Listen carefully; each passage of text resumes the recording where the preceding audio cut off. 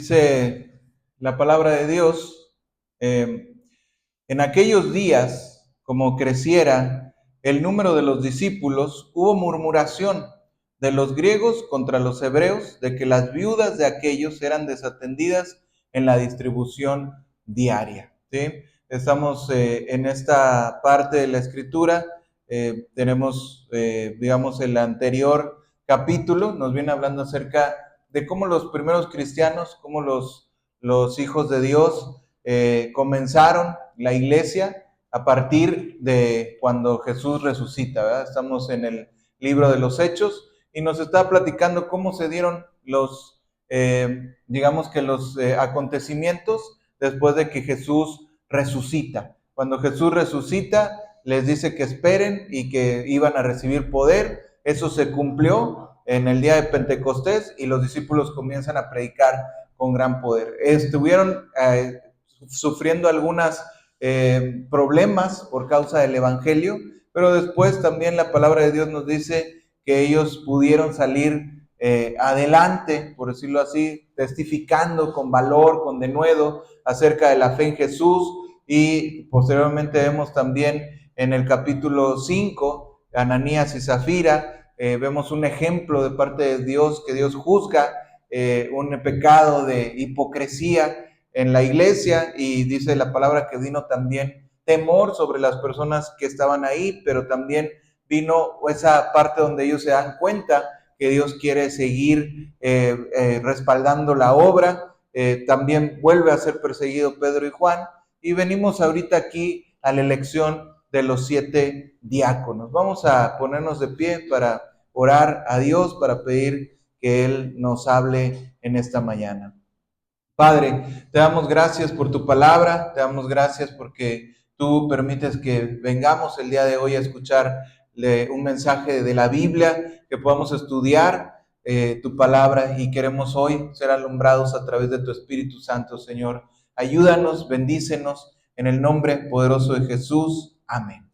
Amén. Podemos tomar asiento. ¿Por qué es importante ver el libro de los Hechos? ¿Por qué es importante revisar la historia de la iglesia antigua? Algunas personas el día de hoy piensan que la iglesia primitiva, como le dicen, al decir nosotros primitiva, no le estamos diciendo como que eran personas de las cavernas ni del tiempo tan antiguo que ya no existe hoy el interés, o ya ese modelo está fuera del lugar, ¿no? Realmente, en realidad, los primeros cristianos nos enseñan mucho acerca de cómo debe de ser la vida en la iglesia. Por eso es importante también revisar cómo ellos tuvieron un modelo de iglesia exitoso, porque pues realmente ellos cumplieron con el mandamiento de Jesús, cuando Jesús les dice: me seréis testigos en Jerusalén, en Samaria, en Judea y hasta el último de la tierra. O sea, realmente ellos cumplieron con el objetivo que Jesús les trazó, que Jesús les dijo, recibieron el Espíritu Santo,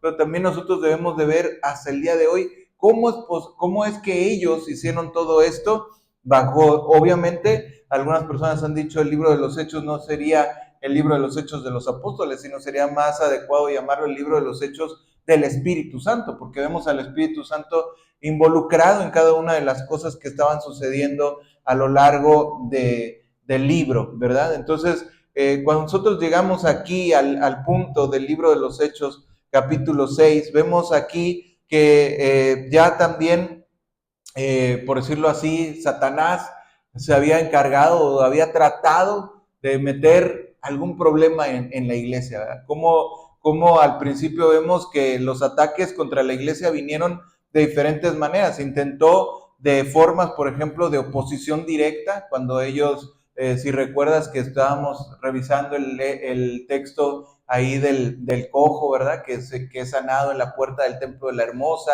y viene la oposición de parte de las personas que estaban religiosas en ese tiempo, y de los principales, de los sacerdotes, de los saduceos, de diferentes grupos ahí que estaban ellos en contra del evangelio, ¿verdad? Pero también ellos intentaron intimidarlos, intentaron corromper a la iglesia desde adentro, porque les dijeron: cállense, no hablen acerca de este nombre, vamos a ocultar esta historia. Pero ellos dijeron: no vamos a poder dejar de hablar de lo que hemos aprendido. Vamos a seguir hablando acerca de Jesús y vamos a seguir también predicando acerca de lo que Él nos dijo, porque es necesario obedecer a Dios antes que a los hombres, ¿sí? Entonces, como estas estrategias no tuvieron éxito para parar a la iglesia, Satanás dijo, por decirlo así, ahí hay una, por ahí encontramos una frase, ¿no? Divide y vencerás, dicen por ahí. Entonces, de alguna manera el diablo también hace mucho esto, no solamente en aquel tiempo, sino hasta el día de hoy,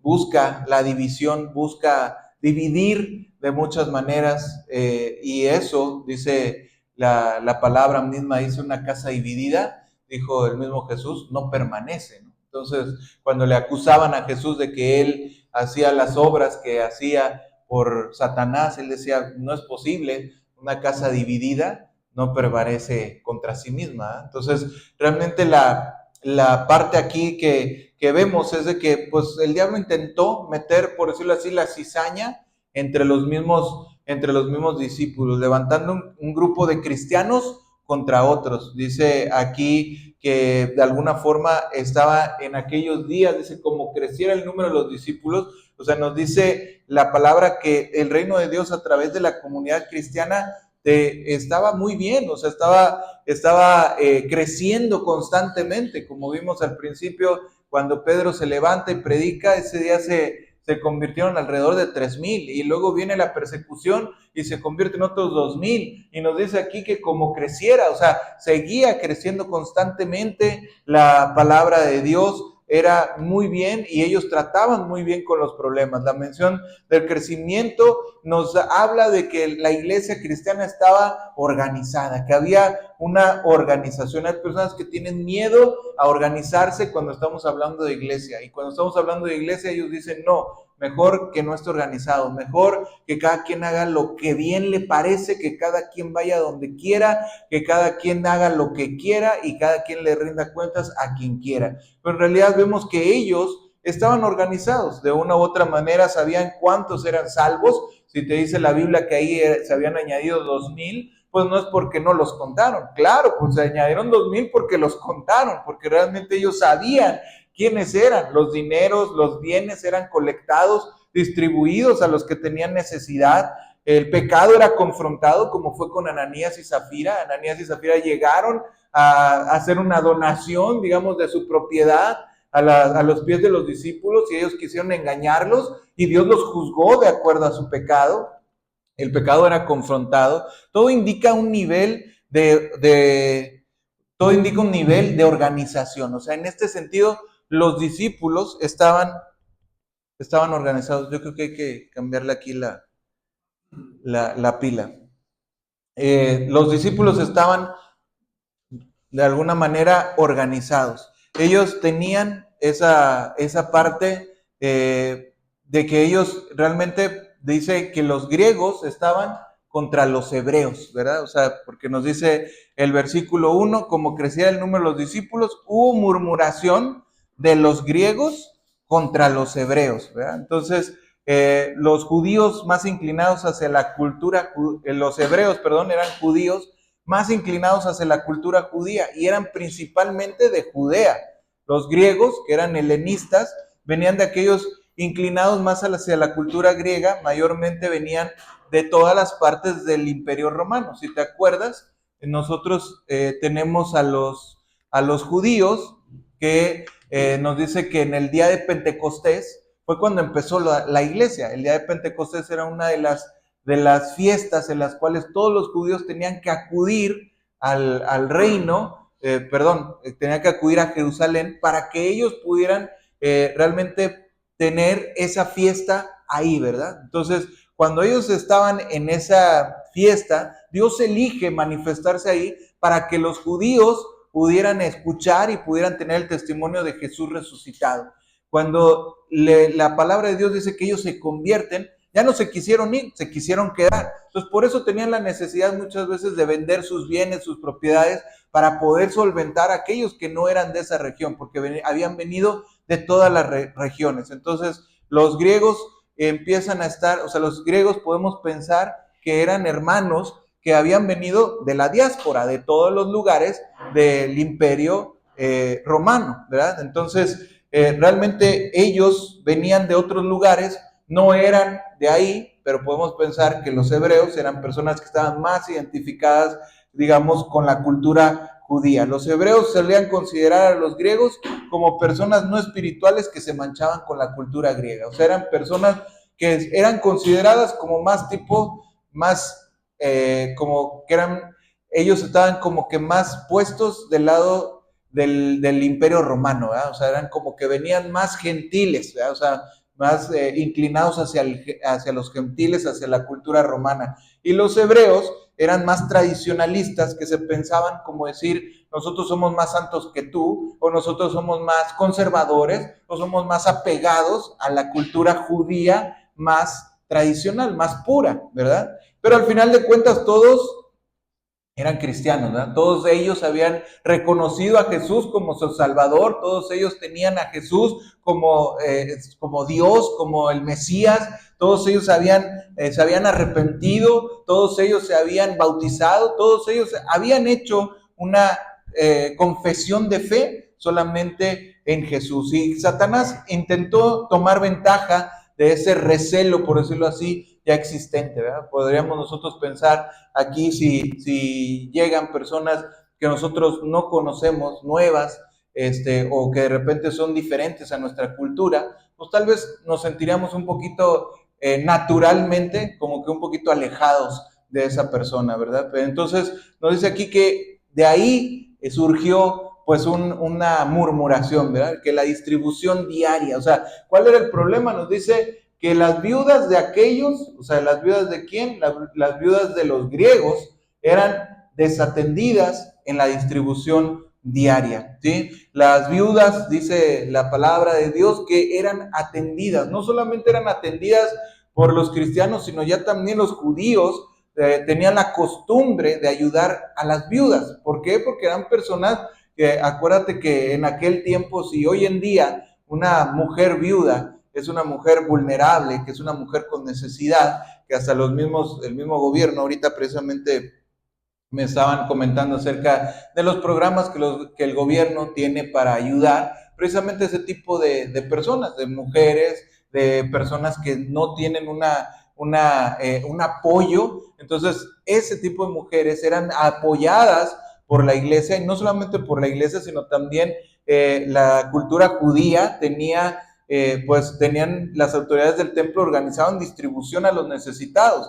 Pero parece ser que las viudas cristianas no fueron atendidas por los líderes judíos, probablemente porque pues ya se les había indicado a los cristianos que ya no hablaran en el nombre de Jesús. Entonces, como que pues si tú eres de los creyentes en Jesús, pues tú aquí no tienes cabida, tú ya no eres considerado ni siquiera judío, ¿sí? Entonces se les apartó a un lado, y nos dice aquí que precisamente los cristianos empezaron a distribuir apoyo para ese tipo de personas. Ahí también nos podemos dar cuenta cómo la iglesia tenía esa cultura, o desde siempre ha tenido esa necesidad o ese ADN de poder ayudar a las personas necesitadas. O sea, el mismo Jesús dice, por cuanto tuve hambre y me diste de comer, como una parte esencial de las personas que van a llegar al día postrero y van a tener ese beneplácito de Dios, ¿no? O sea, que van a ser separados de un lado a otro. Y dice, pues por cuanto tuve hambre y no me diste de comer,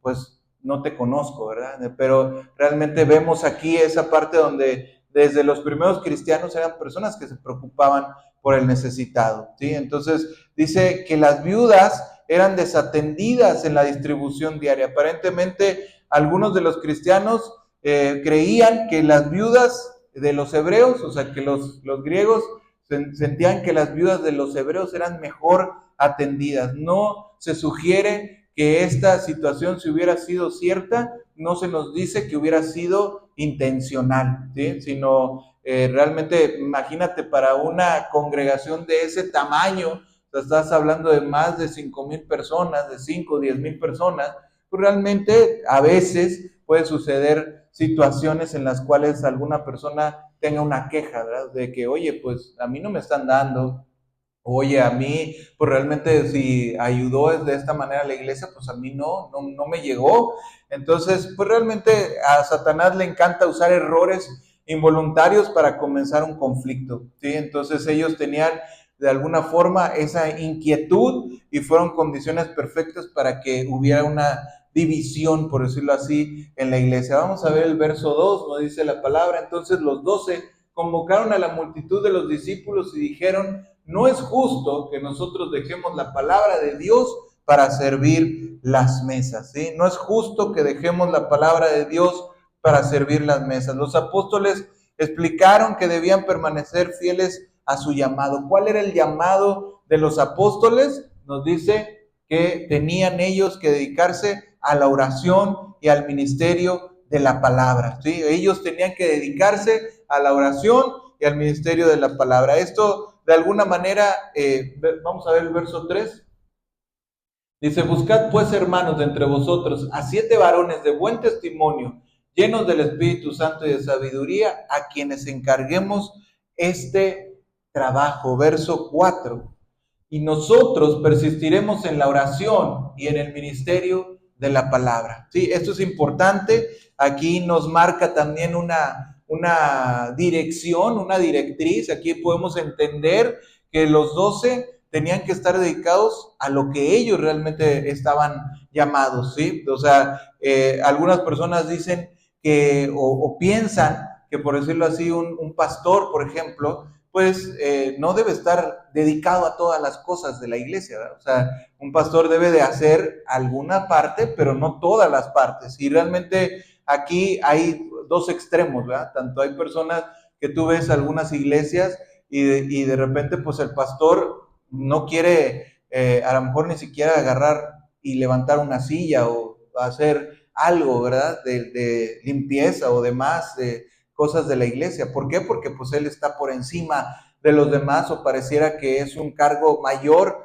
que no puede descuidar su persona para hacer una cuestión de ese tipo. Pero en realidad la palabra de Dios no nos está diciendo aquí que realmente ellos no pudieran hacer un trabajo, digamos, de distribuir o de servir un plato. O sea, no nos está diciendo que ellos no pudieran servir un plato, simplemente nos está diciendo, verso 2, nos dice: no es justo que nosotros dejemos la palabra de Dios para servir a las mesas. Si te das cuenta, el sentido de lo que está diciendo aquí los apóstoles es: no podemos nosotros dedicarnos a las cuestiones de organización, administración, distribución, compras, elaboración. O sea, para hacer un comedor o para hacer una distribución de alimentos, platícamelo a mí, pues es una cuestión sumamente difícil, ¿verdad? Y más cuando estamos hablando de cantidades de personas fuertes y además diarias, ¿verdad? O sea, tanto aquí podemos entender que ellos dijeron: distribuyan y pongan,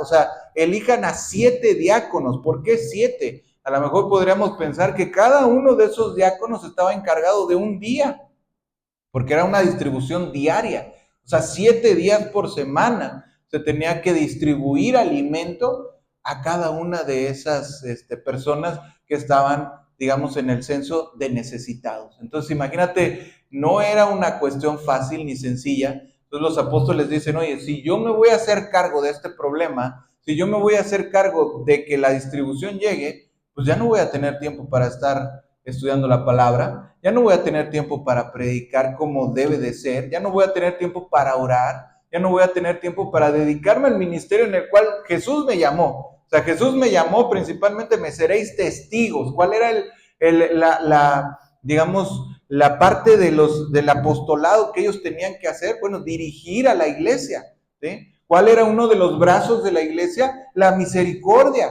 claro. Pero ¿cuál era la parte? O sea, ya en esos números que estamos hablando de personas, ya el brazo de la misericordia ya requería personas específicas dedicadas al servicio de esas personas necesitadas, ¿sí? Entonces, ahí, y no los diáconos iban a hacer todo, los diáconos iban a dirigir a los equipos de distribución de cada día. Entonces, realmente no debemos, o sea, un pastor no debería de tener su tiempo consumido en tareas esencialmente de este tipo, ¿verdad? O sea, si un hermano es dedicado a un ministerio, tiene que realmente entender que su ministerio tiene que ser atendido, pero no quiere decir que dentro de tu ministerio puedas hacer, dentro de ese ministerio puedas hacer diferentes cosas. No quiere decir que un pastor no puede limpiar una mesa, no puede hacer un servicio, no puede cualquier tipo de cosa en la iglesia. Simplemente nos está como dando a entender que esa parte de la dirección y todo lo que conlleva, pues necesitaban estar otras personas involucradas. Dice, nosotros persistiremos en la oración y el ministerio de la palabra, ¿sí? Muestra qué enérgicamente hicieron las cosas y cuán consumidor también puede ser orar y predicar correctamente, ¿sí? El ministerio es mucho trabajo, ¿sí? O sea, cuando nosotros nos dedicamos no solamente a predicar en un solo lugar, sino vamos por diferentes lugares, diferentes personas, la consejería, porque el ser un pastor no significa solamente llegar y predicar. Tú puedes decir, bueno, pues pastor, su trabajo nada más es venir, pararse, dar un mensaje, 45 minutos y se acaba. O sea, ¿qué trabajo es ese? Los trabajos son de 40 horas, pastor, usted no predica ni una hora, no es mucho trabajo. Claro, si lo medimos en ese sentido, pues sí, vamos a decir, es muy poquito trabajo. Pero si lo medimos en el sentido de estar al pendiente, estudiar la palabra, visitar personas, encargarnos también del ministerio, pues son cosas que realmente lleva una vida, no son horas de trabajo, ¿verdad? O sea, se consumen más de las 40 horas de trabajo, te puedes llevar a cualquier hora de la noche, cuando a cualquiera de los presentes les he dicho, cuenta conmigo, tienes mi teléfono a cualquier hora de la noche, lo hemos vivido a cualquier hora de la noche, la necesidad de atender a una persona, de visitar, de acompañar a un funeral, de estar cuando se casa una persona, de hacer una comunidad. O sea, el pastor tiene que tener un corazón dedicado hacia la iglesia. No puede simplemente decir, bueno, pues yo llego, predico, estudio, sé lo que voy a decir, las palabras que están aquí, ya las tengo por escrito y bla, bla, bla, y adiós. No, eso no es ser un pastor.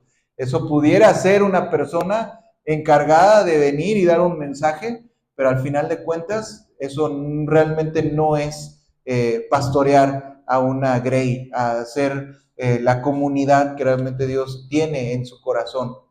Entonces, realmente queremos entender, también dice aquí, buscad hermanos de entre vosotros, ¿sí? Nos dice la palabra, buscad pues hermanos de entre vosotros. Eso es una parte muy importante. Los apóstoles buscaron la solución con mucha comunicación y aporte de la gente. Eso es importante, que fue una maravillosa manera de resolver el problema. O sea, que realmente ellos dijeron, pues vamos, o sea, ellos no dijeron, nosotros los vamos a poner, ni tampoco se resolvió como la anterior, cuando dijeron, pues a quién ponemos en lugar de Judas, pues vamos a echar suertes. No, ahí no fueron las suertes, ni tampoco fue el criterio de los apóstoles, sino ellos en primer lugar, no echaron a los murmuradores, porque hay personas que consideran que la murmuración, y sí lo es, pero que la murmuración es un pecado, pero podríamos haber pensado, oye, pues apóstoles,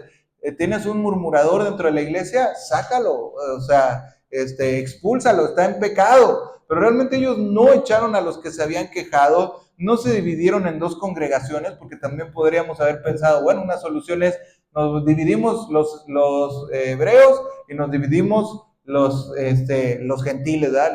Los griegos, ¿verdad? O sea, entonces realmente no se dividieron, permanecieron en un solo cuerpo, en una sola congregación, no tampoco hicieron ignorar a las personas descontentas, porque también podríamos tener alguna queja y decir, no, aquí no pasó nada, todo está bien. ¿Te has fijado cómo muchas veces la gente se enoja más cuando el gobierno de repente ignora los problemas? O sea, es como que, oye, pues está perdiendo gente, están desapareciendo personas, hay personas que están secuestrando y el gobierno de repente sale, no digo alguna persona en particular, algún año en particular, pero de repente que el gobierno salga y diga, pues no hay tanto, no, violencia, no, yo no veo, ha bajado las personas, la violencia ya no hay casi, pues no, casi no hay ningún problema, todo está muy bien, hay patrullas en la calle, todo está en orden, y tú estás viendo otra cosa, tú estás sintiendo otra cosa, tú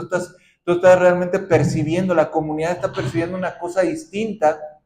Pues ¿qué es lo que pasa? Empieza a haber descontento, empieza a subir, a escalar más arriba la situación, ¿verdad? Entonces, en realidad ellos no ignoraron ese descontento de las personas, formaron un comité y respondieron la necesidad hasta el fin. Sin duda, realmente se sugirió de alguna forma que los apóstoles dieran pues atención a esas viudas, pero en cambio delegaron e incluyeron a más personas en el trabajo del ministerio, llenando las necesidades insatisfechas, y es una manera también excelente de traer a más personas al trabajo del ministerio. Y si te das cuenta, dentro de esos diáconos que ellos escogieron, está Felipe y está Esteban.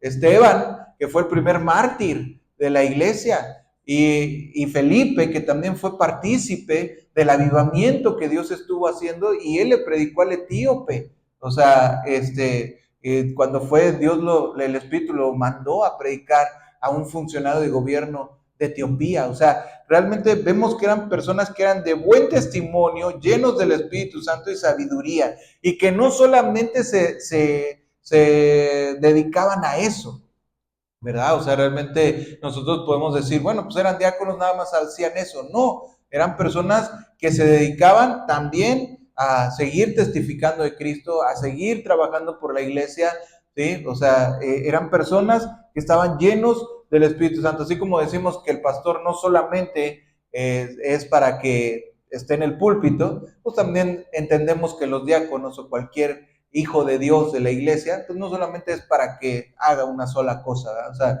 podemos hacer diferentes cosas, pero estar también dedicados a algo primordialmente es también importante, ¿sí? 7 varones, ¿sí? Probablemente escogieron, como decimos, 7 por los días de la semana.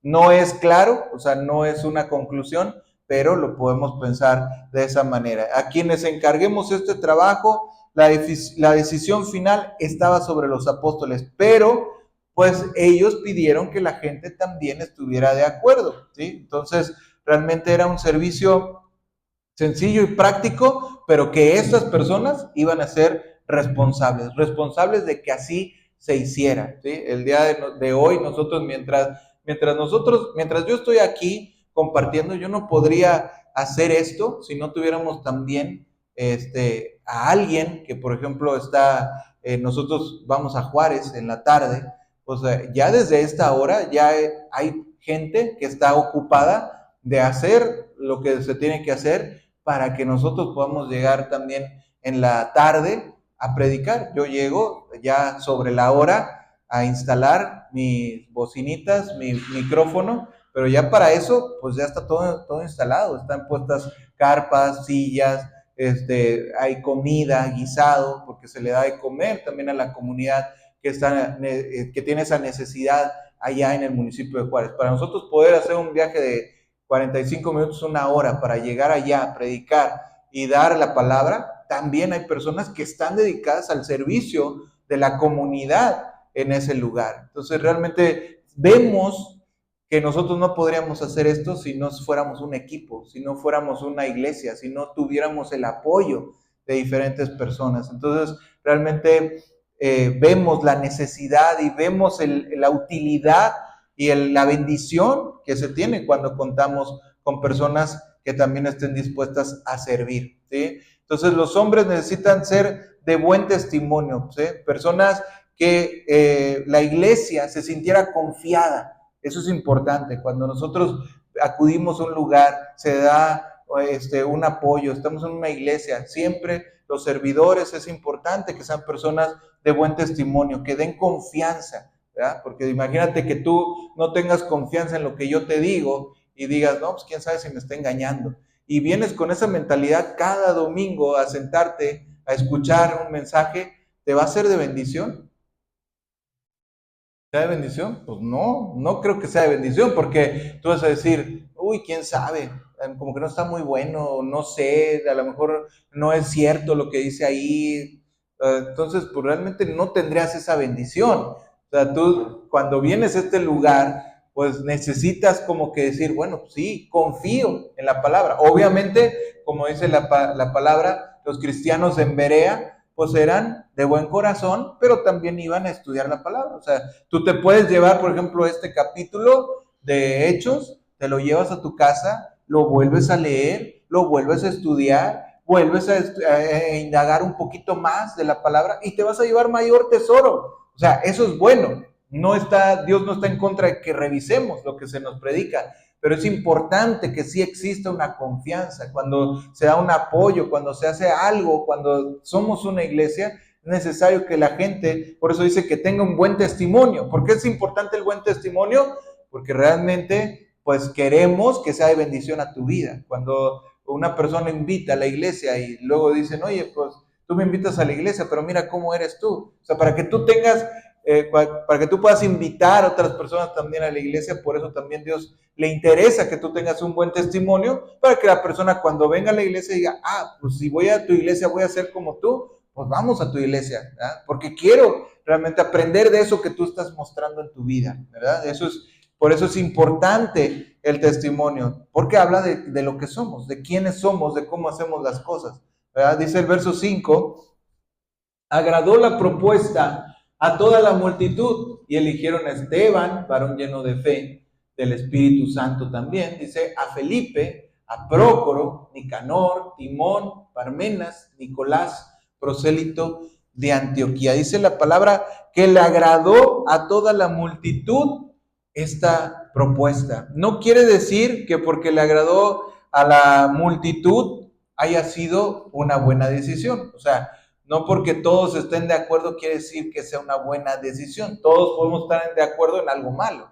O sea, como cuando un país decide, por decirlo así, aprobar el aborto. No porque todos voten y digan, sí, queremos que exista el aborto, no quiere decir que el aborto sea bueno. ¿Sí? O sea, todos podemos decidir cosas malas, pero finalmente Dios confirmó la sabiduría de los apóstoles a través del acuerdo de la gente. ¿Sí? Los apóstoles fueron guiados por Dios, no por la opinión popular. Primeramente fue Dios el que nos dice que eligieron a estos hombres, fue de parte de Dios. Los 7 hombres, es importante notar que tenían nombres griegos. ¿Sí? O sea, estas personas posiblemente eran personas que eran del grupo de los helenistas. ¿Verdad? Entonces, finalmente aquí probablemente ellos dijeron, vamos a nombrar personas inclusive que son de este grupo para que ellos, o sea, para que la gente ya no piense que no los estamos atendiendo bien, porque los mismos encargados son de tu misma gente. ¿Ya? O sea, entonces ya para terminar con cualquier susceptibilidad, ya en mismos hebreos ni siquiera van a servir las mesas. Tú de los helenistas, tú dale a las viudas hebreas también, para que también nosotros veas que yo te estoy dando la confianza de que tú sirvas las mesas tanto para las tuyas como para las de los hebreos, ¿verdad? Dice que los apóstoles orando les impusieron las manos, ¿sí? Era realmente los hombres que nominaron, los apóstoles los aprobaron y les mostraron esa aprobación imponiéndoles las manos después de orar por la dirección y la aprobación de Dios. Fue importante imponerles las manos para las necesidades prácticas de las viudas, ¿verdad? El servicio práctico es servicio espiritual, no porque un servicio se haga, digamos, de misericordia o de servicio en la iglesia, no porque, digamos, que sea trapear o poner sillas o hacer algún servicio aquí del templo, no por eso no quiere decir que sea espiritual, todo es espiritual, ¿sí? La misma palabra griega que se usa para distribución, cuando nos dicen en el versículo 1 que la distribución es la misma palabra que se utiliza para el ministerio en el verso 4. Dice, nosotros persistiremos en la oración y en el ministerio. Esa palabra ministerio es la misma palabra que se usa en Hechos 6.1, cuando nos dice eran desatendidas de la distribución. O sea, por decirlo así, podríamos decir, eran desatendidas en el ministerio diario. ¿Cuál era el ministerio? El ministerio de la misericordia. ¿Sí? Y cuando nos dice en el verso 4, nosotros persistiremos en la oración y en el servicio o en la distribución de la palabra. O sea, es la misma palabra para ministerio, es la misma palabra que se utiliza también para distribución. Entonces, cuando nosotros pensamos en un ministerio, todos los ministerios son espirituales. ¿Sí? Si tú tomas el ministerio de ir a visitar enfermos a un hospital, el ministerio de ir a una cárcel a visitar a los presos, el ministerio de estar predicándole, digamos, a niños, de estar dando misericordia a personas de la calle, son ministerios, todos son ministerios espirituales, que conllevan cosas materiales, sí, pero todos son espirituales. Por eso también decíamos que tenían que ser personas llenas del Espíritu Santo, ¿sí? La gente deberíamos de considerar un privilegio servir al Señor de formas básicas y prácticas, en vez de verlo como una carga no espiritual, porque también podríamos pensar, pues esto qué espiritual tiene, ¿no? ¿Qué espiritual tiene repartir cobijas cuando hace frío? ¿Qué espiritual tiene llevar un termo de café y pan al hospital? ¿Qué espiritual tiene? Pues nada más repártelo, cualquiera lo puede hacer.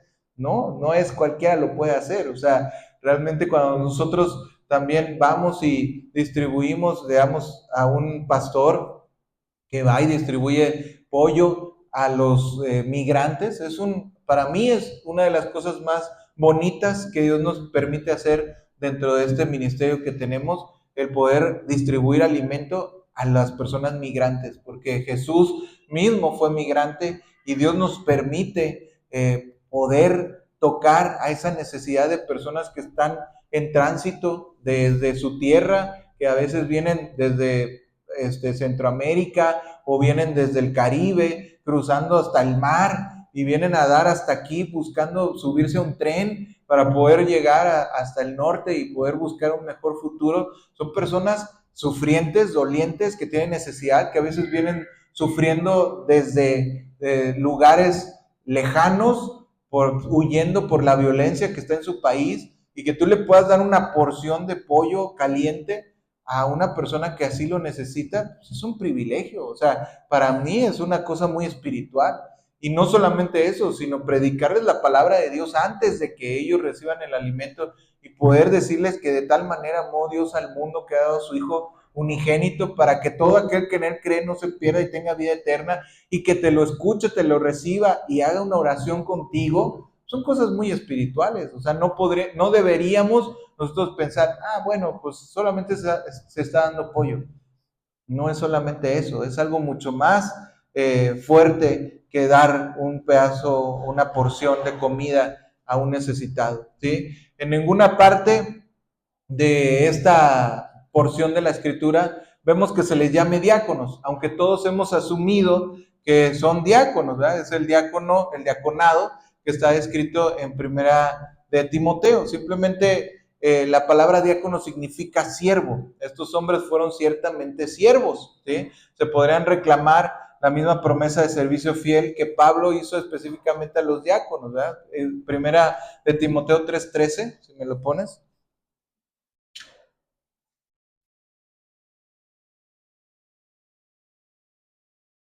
Dice la palabra: porque los que ejerzan bien el diaconado ganan para sí un grado honroso y mucha confianza en la fe que es en Cristo Jesús. Fíjate lo que nos dice aquí: los que ejerzan bien el diaconado ganan para sí un grado honroso y mucha confianza en la fe que es en Cristo Jesús. Les da una honra especial a aquellos que son puestos como servidores, como diáconos dentro del ministerio de Dios, ¿sí? Vamos a regresar entonces a Hechos capítulo 6.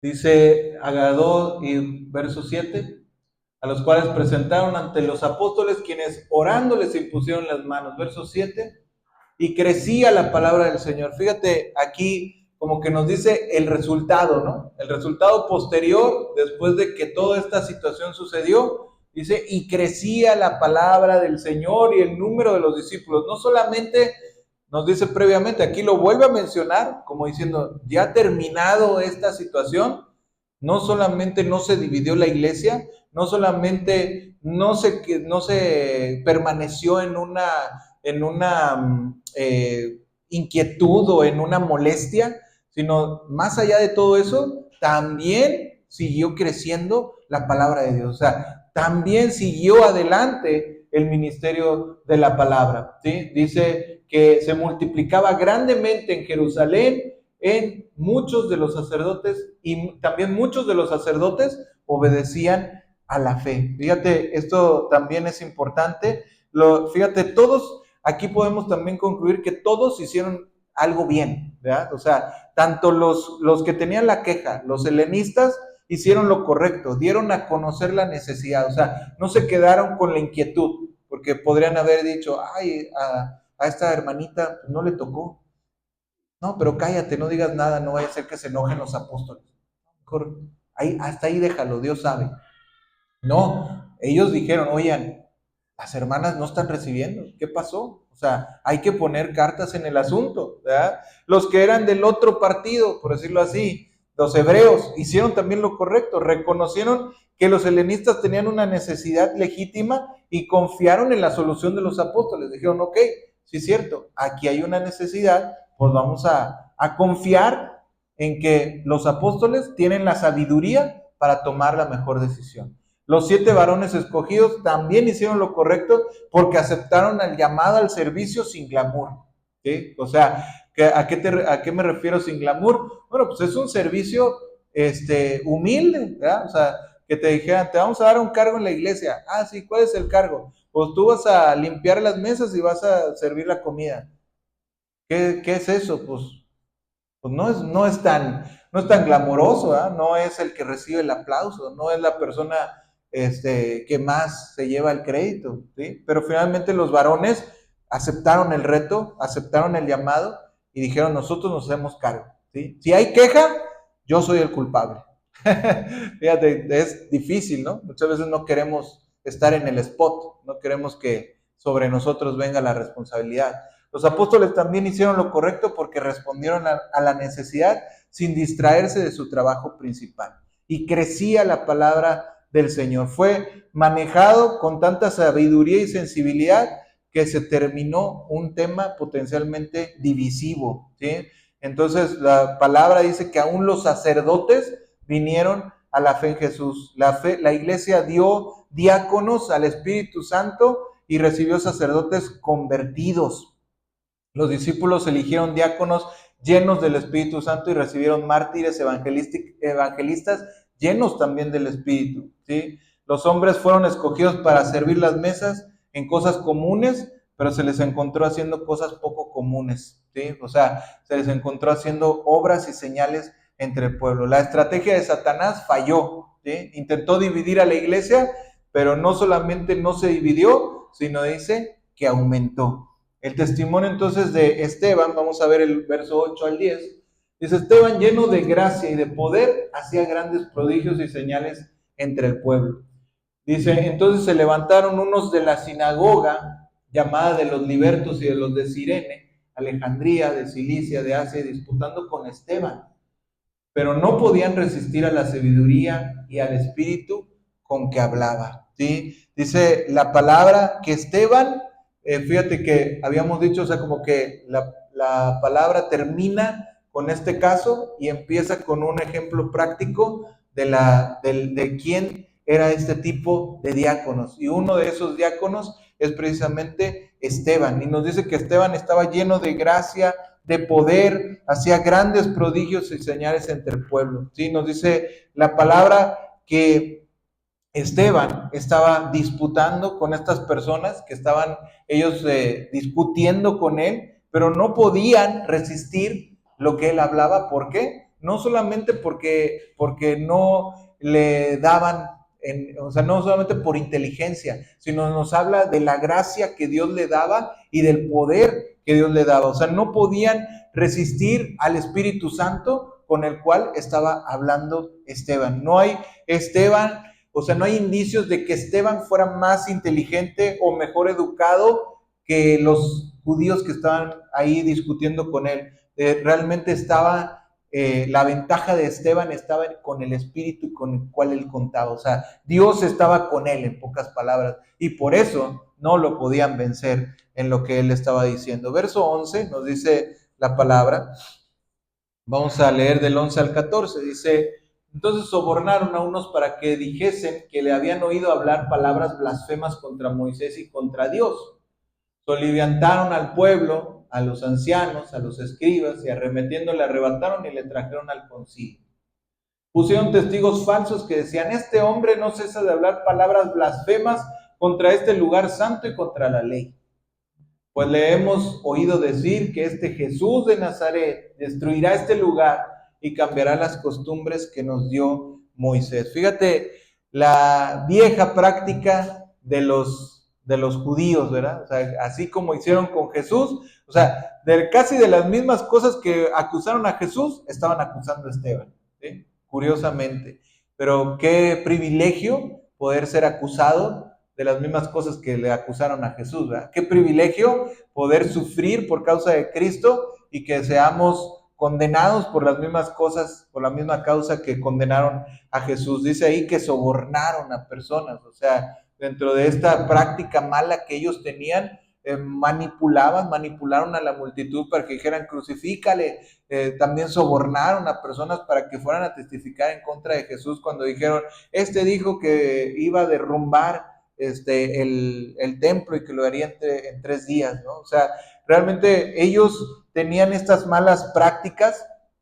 Podemos entender que a lo mejor Lucas se enteró de esto porque, o sea, Lucas no estaba ahí y Lucas no, o sea, ¿quién fue la fuente que le dijo a Lucas que eso sucedió? Bueno, podríamos pensar que Pablo estaba ahí en ese concilio. Entonces, probablemente Pablo fue el que dijo: oye, cuando pasó lo de Esteban, porque nos dice después que cuando matan a Esteban, pues Saulo estaba consintiendo, o sea, Saulo fue el que dio el sí, mátenlo.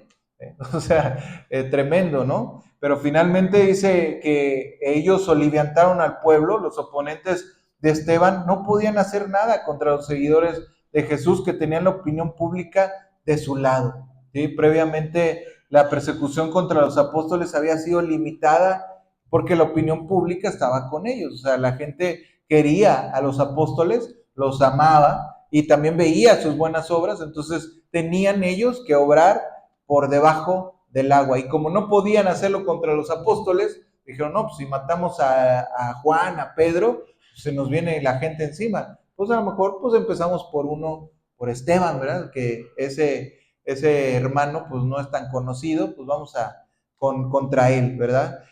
Dicen que le habían oído hablar palabras blasfemas contra Moisés y contra Dios, ¿sí?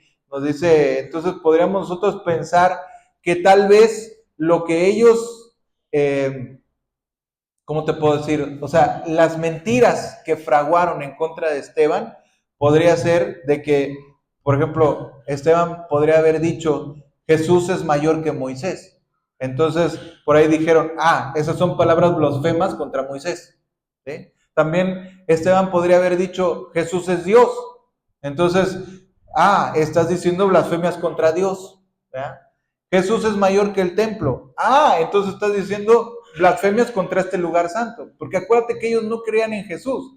O sea, al no creer en Jesús, cuando tú pones por encima a Jesús de todos ellos, entonces estás diciendo, estás blasfemando. Jesús es el cumplimiento de la ley, tal vez decía Esteban. Y también decían: entonces estás blasfemando contra la ley, ¿sí? También si Esteban decía: Jesús es mayor que las costumbres y sus tradiciones religiosas, decían: entonces está diciendo que Jesús va a destruir nuestras costumbres y entonces va a destruir también este lugar, ¿sí? Entonces, definitivamente podemos saber que Esteban nunca habló en contra de Moisés ni en contra de Dios, ¿sí? Pero realmente la glorificación de Jesús, porque los apóstoles hacían eso, los apóstoles decían: ustedes mataron a Jesús y Jesús es la piedra angular. Es lo que vimos que Pedro predicó. Entonces, Cuando los apóstoles hacían eso, ellos decían, entonces estás poniendo por encima a Jesús de todos, entonces tú estás blasfemando, ¿sí? Eso es lo que ellos estaban entendiendo, ¿sí? Cualquier clase de palabras que haya usado Esteban dio lugar a la acusación y también pues al motivo por el cual ellos estaban acusando a Esteban. Verso 15.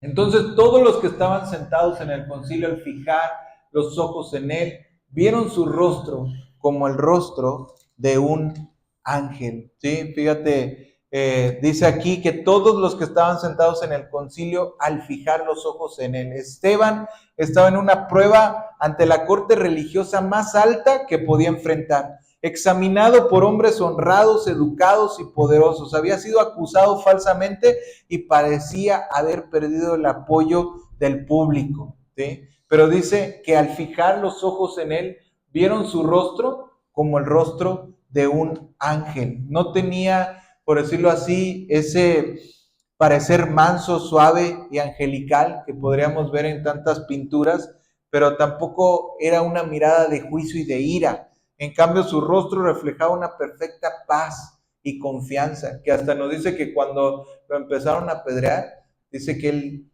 vio el cielo abierto, ¿no? O sea, y la gloria de Dios. Entonces, imagínate que prácticamente estás en el paredón y te están aventando ya la metralleta encima y tú estás viendo a Dios, ¿no? O sea, esto fue algo muy importante. La descripción es de una persona que está cerca a Dios y refleja algo de su gloria como resultado de estar en la presencia. Lo importante de un ángel o lo impactante de un ángel, acuérdate cuando Juan en el Apocalipsis lo toca un ángel o está con un ángel y dice que él cae, o sea, como muerto. Y dice que lo quería adorar. Y el ángel le dice, no, no, no, o sea, no me adores, o sea, yo soy un consiervo tuyo. Pero fíjate, lo importante de un ángel no es que sea un ángel, sino lo importante de un ángel es que está en la presencia de Dios. O sea, la gloria de un ángel la tiene porque ve a Dios. O sea, ese es el privilegio que tiene un ángel, ¿sí? Entonces, cuando Esteban dice que tenía el rostro como el rostro de un ángel, porque tenía gloria, porque tenía algo, ¿sí? Como una persona que mira a Dios. Dice que Moisés, cuando bajaba del monte, bajaba y su rostro resplandecía. ¿Por qué resplandecía? Porque había estado en la presencia de Dios. Cuando estás en la presencia de Dios se nota. Cuando Dios te influencia se nota.